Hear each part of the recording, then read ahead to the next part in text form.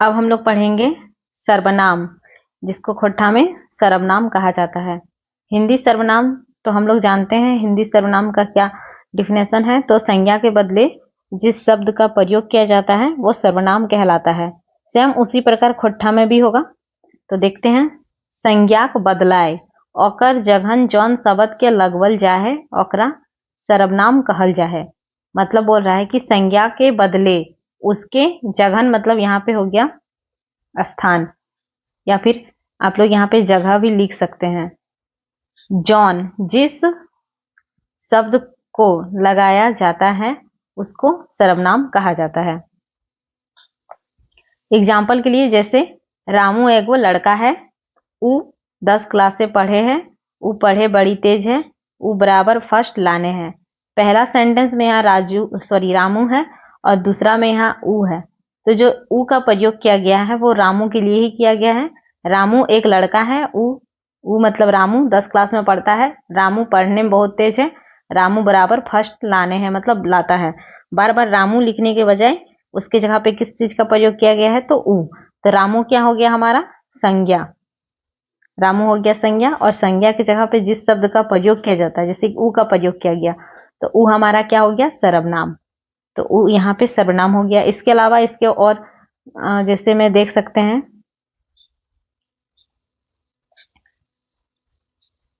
ऊ हो गया एक, ईटा हो गया, ओकर हो गया,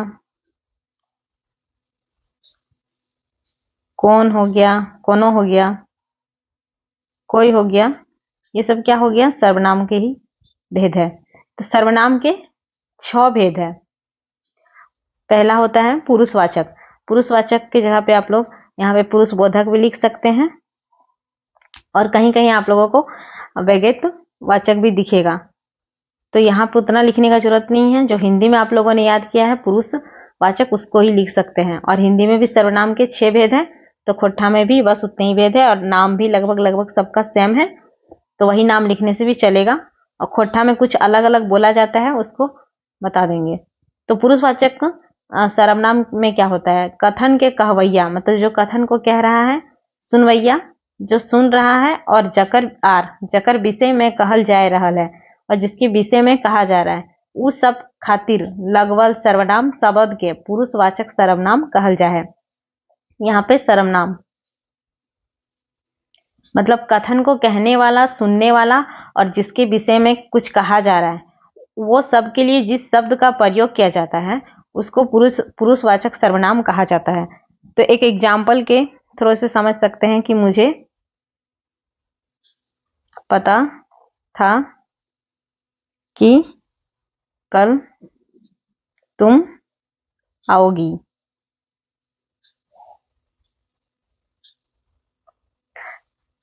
तो इस तरह देख सकते हैं, जैसे कि मुझे हो गया कथन को कहने वाला, और किसको बोल रहा है, तो तुम सुनने वाला को। तो इसमें भी 3 भेद होते हैं। पुरुषवाचक सर्वनाम के 3 भेद हैं। पहला है उत्तम पुरुष, दूसरा है मध्यम पुरुष, और तीसरा है अन्य पुरुष। प्रथम उत्तम पुरुष में जो होता है वो हाम, हिंदी में होता है, और वही बहुवचन के लिए खोट्ठा में हामिन होता है। हाम का बहुवचन हामिन हो गया, और मैं का हम लोग। और मध्यम पुरुष में तुम के जगह पे खोट्ठा में तोय होता है, और बहुवचन के लिए तोहिन का प्रयोग होता है, और वह के लिए यू होता है, ऊ होता है, और वे लोग के लिए बहुवचन में औखिन होता है। अब देखते हैं निश्चय वाचक सर्वनाम। निश्चय कर बोध करवैया सर्वनाम शब्द खातिर निश्चय बोधक सर्वनाम कहल जाए। निश्चय कर बोध करवैया सर्वनाम शब्द के निश्चय बोधक सर्वनाम कहल जाए। मतलब जिससे निश्चय का बोध पता चलता है, उस शब्द को निश्चय बोधक सर्वनाम कहा जाता है। नजीक के बतवे खातिर ई, सामने को बताने के लिए ई का प्रयोग किया जाता है, और दूर को बताने के लिए दूर बतवे खातिर ऊ सर्वनाम शब्द सर्वनाम। कहीं कहीं अगर आप लोग सर्वनाम लिख देते हैं लिखते लिखते तो भी दिक्कत नहीं है, लेकिन अगर जानबूझ के लिख रहे हैं तो आप लोग यही लिखिएगा, सर्वनाम कर प्रयोग। और प्रयोग को इस तरह लिखा जाता है, प्रयोग करल जाहे। निश्चय वाचक के लिए एग्जाम्पल इस तरह हो सकता है कि ये जो पेंसिल मेरी है, तो खोट्ठा में ई पेंसिल हमर है, हमर है। और वो घर उसका है, तो ऊ घर ओकर है। तो ई ऊ सामने और दूर को दिखा रहा है। अनिश्चयवाचक, तो अनिश्चय कर बोध करवैया सर्वनाम शब्द के अनिश्चय बोधक सर्वनाम कहल जाए। जिससे अनिश्चय का बोध होता है और वो शब्द का अगर हम लोग प्रयोग कर रहे हैं तो वो क्या होगा, अनिश्चय बोधक सर्वनाम। जैसे कि जीव खातिर कोई का यूज किया जाता है और वस्तु के लिए, वस्तु मतलब वस्तु, वस्तु के खातिर कुछ का प्रयोग किया जाता है। जैसे कि बाहर कोई है, कोई है माने कोई व्यक्ति होगा, जीवित आदमी होगा, और मुझे कुछ नहीं मिला।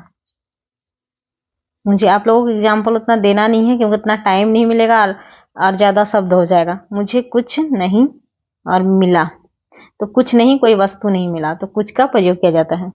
फिर है संबंध।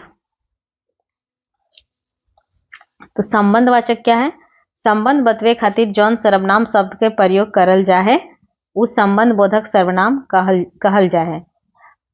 संबंध बताने के लिए जिस सर्वनाम शब्द का प्रयोग किया जाता है उस संबंध बोधक सर्वनाम कहा जाता है।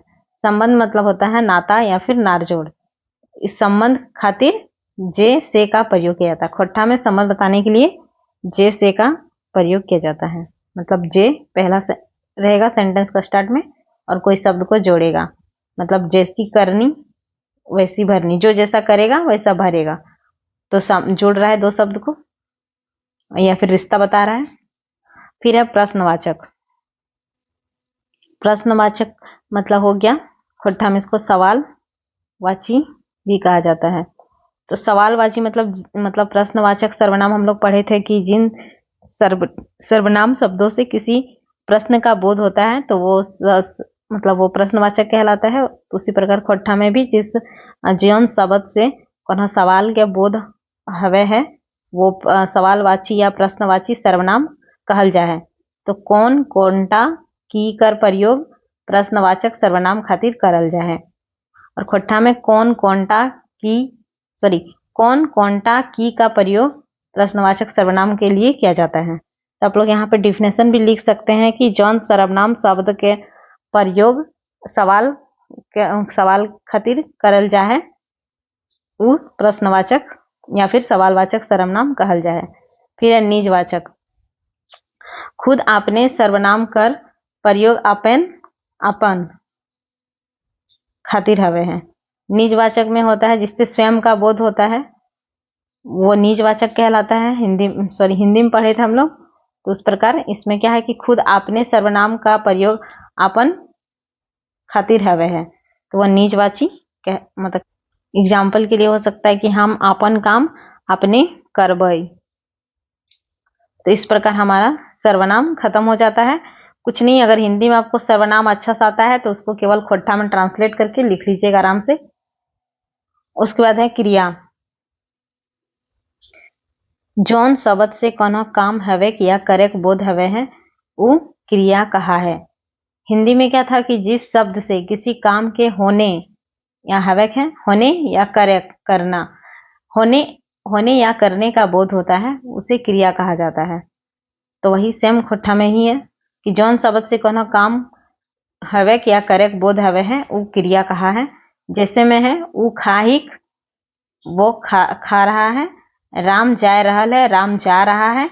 यहाँ पे खाना और जाना क्या हो गया, क्रिया हो गया। खाना और जाना क्या हो गया, क्रिया। क्रिया का रूप। तो वाक्य में मुख्य रूप से क्रिया दो रकम के पावल जाए। वाक्य में क्रिया दो, कोई भी सेंटेंस है उसमें क्रिया दो जैसा होता है, एक मूल क्रिया और दूसरा सहायक क्रिया।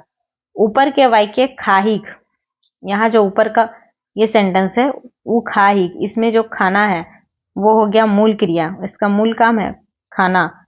और फिर हिक है वो हो गया सहायक क्रिया। हिक मतलब है, वो मतलब खा रहा है। ये क्या हो गया, हिक हो गया सहायक क्रिया। धातु थोड़ा देख लेते हैं। धातु हो गया क्रिया का मूल रूप के धातु कहल जाए। क्रिया का जो मूल रूप होता है उसको धातु कहा जाता है। एकरे में प्रत्यय जोड़ के क्रिया फरक फरक रूप बनवल जाए। जैसे खा से खायत, खायल, खायल, खायलेक, हेनतेन, मतलब जो मूल रूप है जैसे खा, यही धातु हो गया। और इसी में कुछ ना कुछ प्रत्यय जोड़ के इसको क्रिया बनाया जाता है। अब देखते हैं मूल क्रिया। मूल क्रिया भाषा में रूढ़ शब्द नियर है, और भाषा में जो मूल क्रिया है वो रूढ़ शब्द जैसा है, जैसे कि पढ़, और टुकड़ा नहीं होगा, लिख, खा, जा, आ, ये सब क्या हो गया, रूढ़ शब्द हो गया। लेकिन मूल धातु है, और एकर से मूल क्रिया रूपे जाने खातिर, एकर से मूल क्रिया के रूपे जाने खातिर एक प्रत्यय जोड़ा जाता है, और इसको मूल क्रिया बनाने के लिए इसमें क्या किया जाता है, एक प्रत्यय जोड़ा जाता है। जैसे कि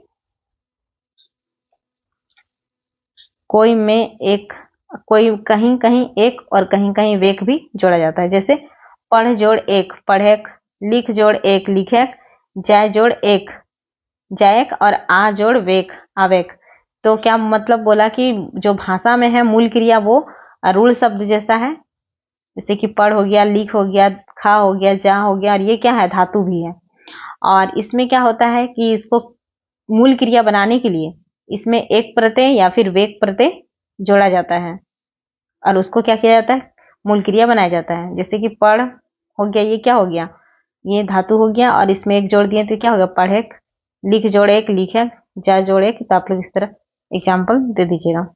फिर सहायक क्रिया क्या हो गया, तो मूल क्रिया के मदद, देखिए मदद यहाँ पे इस तरह लिखा जाता है हिंदी में, मदद, मदद के करे खातिर जौन क्रिया लगवल जाए, और इसकी सहायता के लिए जिस क्रिया का प्रयोग किया जाता है वो सहायक क्रिया कहा है। जैसे है, ही, हो, हिक, जैसे कि उ, खा, हिक।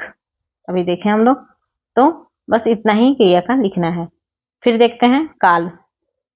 तो क्रिया के माध्यम में जौन समय कर बोध हवे है वो काल कहा है। क्रिया के द्वारा जिस समय का बोध होता है वो काल कहलाता है। क्रिया जौन समय घटित हवे है, और काल क्या है, तीन, इसको तीन भागों में बांटा जाता है। इसके तीन भेद है काल के। तो क्रिया, क्रिया जिस, यहाँ पे क्रिया आप लोग इस तरह लिखिएगा, क्रिया, और यहाँ पे भी क्रियाक, यहाँ पे क्रिया, क्रियाक। क्रिया जौन समय घटित हवे है, जिस समय क्रिया घट रहा है, मतलब कोई काम जिस समय हो रहा है, वो वर्तमान काल या फिर टटका पहर कहा है। बीतल समय के बोध करवे है।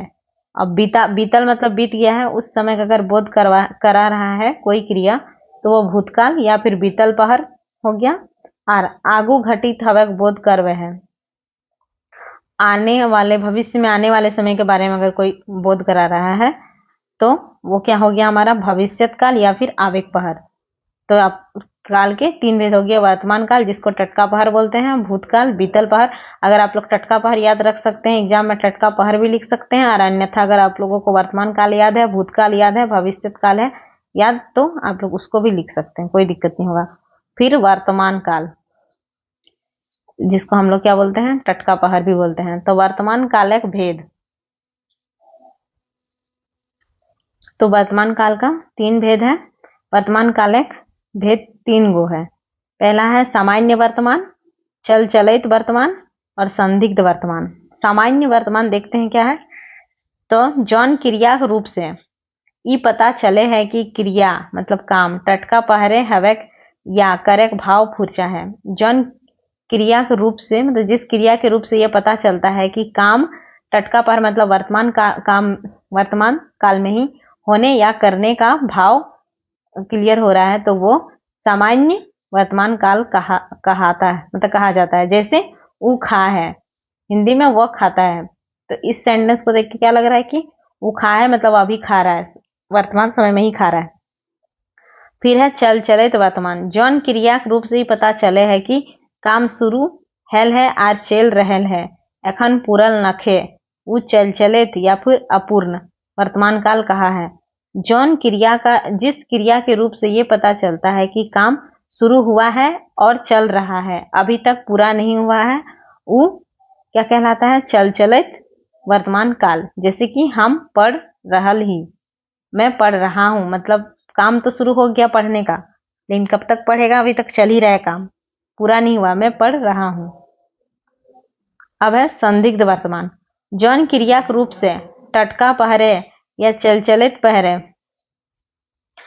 काम हवक शंका मतलब शक है, उस संदिग्ध वर्तमान काल कहा है। मतलब बोल रहा है कि जिस क्रिया के रूप से वर्तमान काल या फिर चलित पहर में काम होने का शंका है, मतलब शक है, तो वो संदिग्ध वर्तमान काल कहा है। जैसे कि राम आवैत हैवैत, राम आता होगा, मतलब अभी डाउट है कि राम आ रहा होगा। ऊ खाए रहल हवैत, ऊ खा रहा होगा। अब पता नहीं खा रहा है कि नहीं खा रहा है, कौन जाके देखा है, मतलब अंदाजा शंका के रूप में बोला जा रहा है। तो ये सब याद रखना है आप लोगों को। तो वर्तमान काल का कितना भेद हो गया?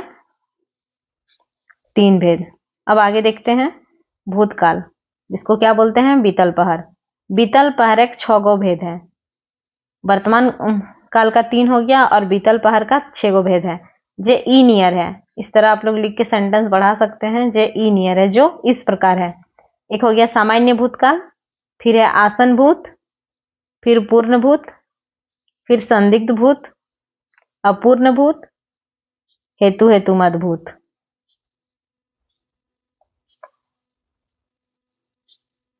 तब एक एक करके देखते हैं। सामान्य भूतकाल, जौन क्रिया से बीतल पहरे सामान्य रूप से सिरायल कर बोध हवे हैं।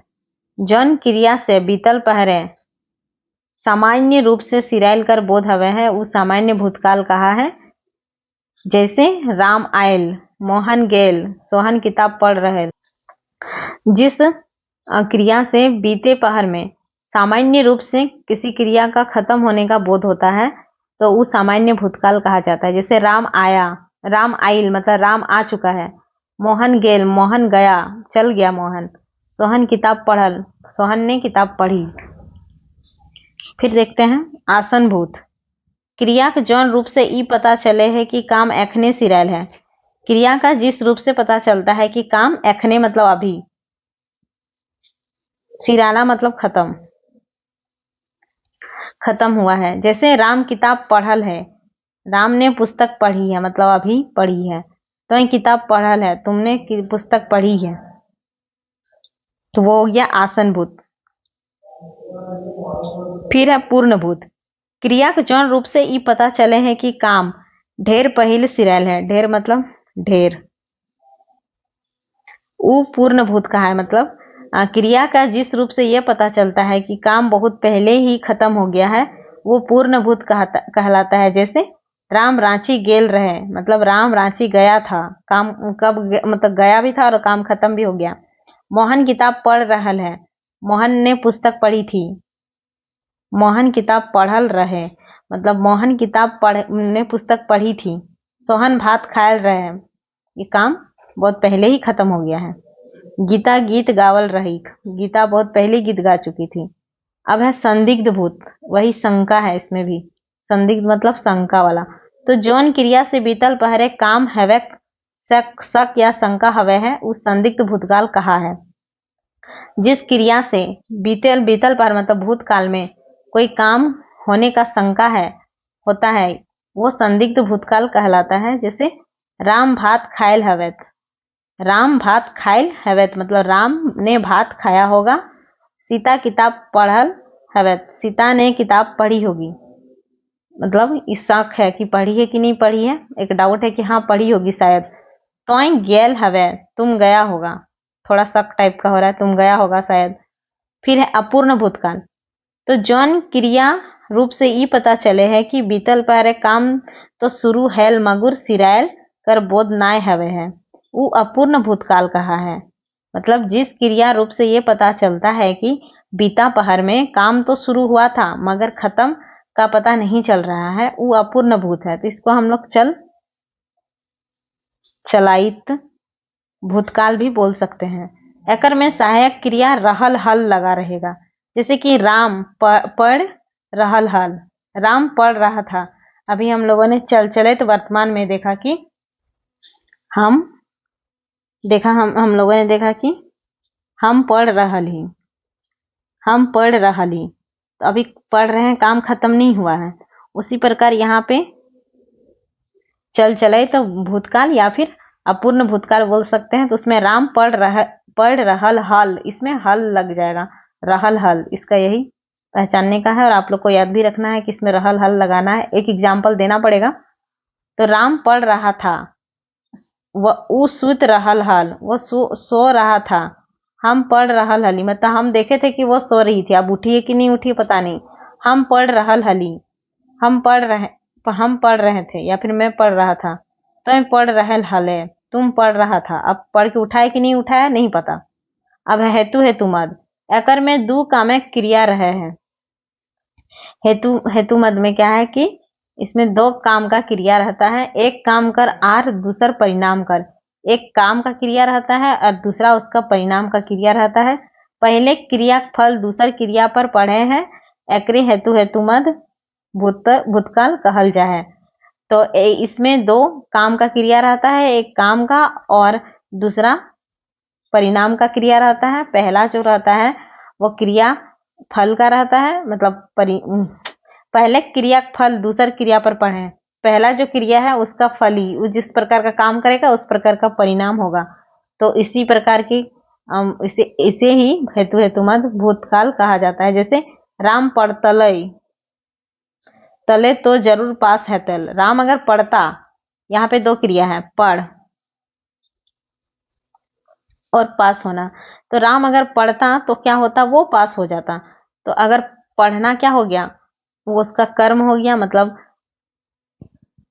काम का हो गया, और पास होना उसका क्या हो गया, परिणाम हो गया। उसी प्रकार बरखा हैतल तो खेती जरूर होते, वर्षा वर्षा अगर होता तो खेती जरूर होती। यहाँ दो क्रिया आपस में जुटल रहे, यानी संगे संगे चले हैं, इसलिए इसका हेतु हेतु मद इसका नाम है। अब है भविष्यत काल। भविष्यत काल को क्या बोल रहे, आपका पहर, सॉरी आवेक आवेक पहर। तो इसका जो भेद है, इसका चार भेद है। भविष्यत कालिक चार भेद है, वर्तमान का 3, भूत का 6 और भविष्य का 4 है। तो देखते हैं एक करके। सामान्य भविष्य, जौन क्रिया रूप से ई पता चले है कि काम आवेक पहरे हवत, उस सामान्य भविष्य काल कहा है। मतलब जिस क्रिया के रूप से यह पता चलता है कि काम आने वाले समय में होगा, उस सामान्य भविष्य काल कहलाता है। जैसे हम कल रांची जाए, मैं कल रांची जाऊंगा, मैं कल रांची जाऊंगी। तो इससे क्या पता चला कि जो काम है वो आने वाला टाइम में होगा। तो कहिया रांची जेबे। अब है चल चलायत भविष्यत काल। तो जौन क्रिया के रूप से पता चला है कि भविष्य काल में क्रिया चलते रहत उ जौन क्रिया रूप से ये पता चले है कि भविष्य काल में क्रिया चलते रहत उ चले तो भविष्य काल कहाइत। मतलब जिस क्रिया रूप से यह पता चलता है कि भविष्य काल में क्रिया चल रहा है, और वो क्या कहलाता है, चल चलित भविष्य काल। जैसे वह चलता रहेगा, उ चलते रहत। राम काम करता रहेगा, राम करते रहत। मतलब करता रहेगा, कब तक करेगा नहीं पता, वही अपूर्ण वाला। फिर है संभाव्य, जौन क्रिया रूप से पता चले कि आवेक पहरे काम हैवे पारक संभावना है। संभाव्य मतलब इसमें संभावना लगा है, वो संभाव्य भविष्य काल कहा है। तो जिस क्रिया के जिस रूप से यह पता चलता है कि काम जो है वो आने वाले पहर में काम होने की संभावना है, तो वो संभाव्य भविष्य काल कहा है। जैसे कि कल उ आवे पारे, संभावना है कि कल वो आ सकता है। जखन हम जैबो तखन तोय सुतले रहबे, जब मैं जाऊंगा तब तुम सोए रहोगे। इसमें संभावना है कि मैं जब जाऊंगा तब तुम सोए रहोगे। फिर है हेतु हेतु मद भविष्यत। एकर में दो रकम, जिस प्रकार हेतु हेतु मद भूतकाल पढ़े उसी प्रकार एकर में दो रकम क्रिया रहे हैं। एक काम और दूसर परिणाम कर क्रिया रहे हैं। पहले क्रिया फल दूसर क्रिया पर पड़े हैं। एकर में भविष्य काल क्रिया रहे हैं। जैसे राम पढ़तलक तो जरूर पास है तक, तो वही राम अगर पढ़ेगा तो जरूर पास होगा, और वर्षा होगी तो खेती